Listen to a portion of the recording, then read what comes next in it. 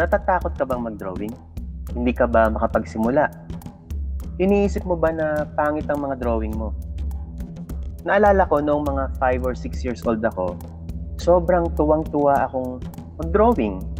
Pero noong pinakita ko na sa tatay ko, at sabihin na lang natin na hindi naging maganda ang mga sinabi niya. Kahit alam ko naman na gusto lang niyang makatulong at gusto lang niya na mag-improve ako sa pagdodrawing. Pero nung narinig ko yun, medyo nawalan na ako ng gana sa pagdodrawing. Natakot na ako. At yung takot na yun, yung takot natin, maaaring nagsimula noong bata pa tayo. Pero paano kung sabihin ko sa'yo na marunong kang mag-drawing at hindi ka dapat matakot sa art? Kayang-kaya mong harapin at bawasan ang takot na yan para patuloy kang mag-improve at matuto sa pagdodrawing. Sa video na ito, pag-uusapan natin ang 5 root cause kung bakit tayo natatakot sa pagdodrawing. Ako si Kuya Paeg. Tara na sa Pinoy Art Therapy. Karamihan sa atin, iniisip na hindi tayo magaling o marunong mag-drawing. Pero paano kung sabihin ko sa'yo na palusot lang natin yun? Iniiwasan nating mag-drawing dahil actually, meron pa tayong ibang mga mas malalalim na dahilan. Yung takot natin, hindi siya tungkol sa magaling ba tayo o hindi. Mas natatakot tayo na makita ng iba.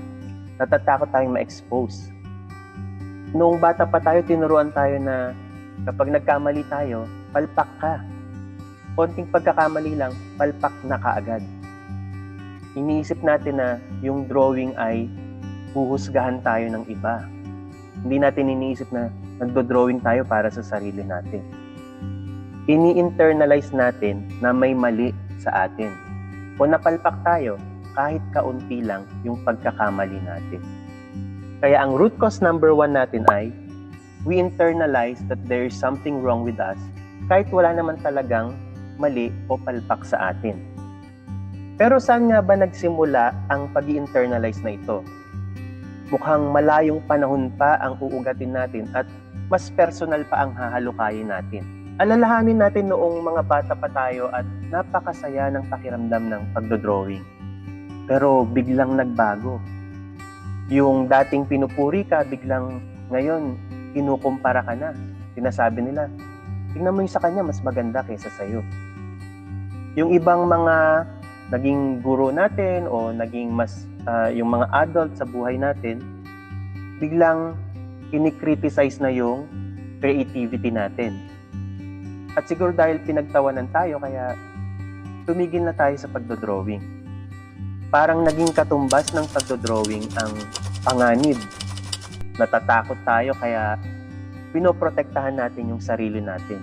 Na baka pagtawanan tayo, baka pagalitan tayo, o baka mapahiya tayo. Kaya ang root cause number 2 natin ay, our fear comes from self-protection. Walang masama sa self-protection, pero kung nagiging dahilan na ito para hindi tayo matuto o mag-improve, siguro ay kailangan nating pag-isipang muli yung self-protection na yun. Kailangan kausapin nating muli ang mga sarili natin at hanapin sa kaloob-looban natin ang iba't ibang bagay o kasagutan. Bago natin pag-usapan ang root cause number 3, kung gusto mo ng ganitong mga content, like, share, and subscribe ka na sa channel natin. Also, don't forget to click the notification bell. So kahit nga ngayon, wala namang nagbabantay sa atin, walang nanonood sa atin, natatakot pa rin tayo mag-drawing. Natatakot tayo magsimula. Iniisip natin na baka husgahan tayo ng ibang tao bago pa man natin kunin yung lapis natin. Natatakot tayo na baka sabihin, ay, kulang yan, hindi worth it yan, no? Hindi yan kapuri-puri. O kaya, mas magaling yung iba sa social media, pangit yung drawing ko. May kritiko sa loob natin, may boses sa loob natin, no? Tinatawag natin yung na inner critic. Na parang sirang plaka na paulit-ulit, parang echo o parang alingaw-ngaw na nagsasabing hindi ka magaling. Hindi ka sapat, palpak ka, kulang ka, at kung ano-ano pa. At kapag napansin o nakilala natin yung inner critic natin yun, maaari mo siyang unti-unting patahimikin o pahinain. Hindi yun mawawala ng lubusan, no? Laging nasa loob pa rin natin yung inner critic natin. Pero, maaari natin siyang pahinain. Maaring humina ang boses niya. Kaya ang root cause number 3 natin ay our inner critic echoes our old fears. Mayroon pa tayong dalawang root cause. At sa tingin ko, ang root cause number 5 ang makakatulong sa atin ng malaki upang harapin ang mga takot na ito sa pagdodrawing. Kaya abangan natin ito. Pero sa ngayon, pag-usapan muna natin ang root cause number 4. Subukan nating harapin ang takot nito sa labas ng bahay at malayo sa tapat ng computer. Kinakabahan akong mag-drawing. Siguro ay baka kayo rin. Tinisip ko na maraming nanonood. Pero sa totoo lang, wala naman talaga kasi busy rin naman yung ibang mga tao sa sarili-sarili nilang ginagawa. Maraming beses din akong nagkamali at nakakatakot yun, ano? Pero parang ginawa ko, tinatago ko na lang yung drawing ko. Pero after mga 5 to 10 minutes, parang hindi mo na napapansin yung ibang tao. Parang nakalimutan mo na sila, no? At siguro yun yung maganda sa pagdodrawing, no? Pag nagdodrawing ka, nagfo-focus ka, nagko-concentrate ka.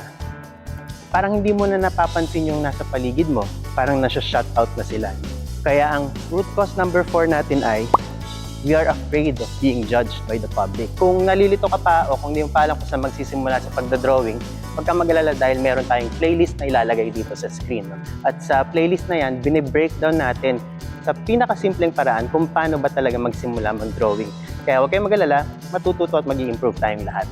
Itong mga bagay na napag-usapan natin ay hindi parang mga hacks o mga tips, no? Ito ay medyo matagal at pang-araw-araw mo siyang gagawin. Mas tungkol ito sa mindset o sa pagkakaroon ng paradigm shift, no? Araw-araw itong practice at hindi magagawa agad-agad. Kaya ang nangyari sa akin, tinigilan ko na magpasikat, no? Bagkus ay nagdo-drawing ako para matuto. Nagdo-drawing ako para sa sarili ko.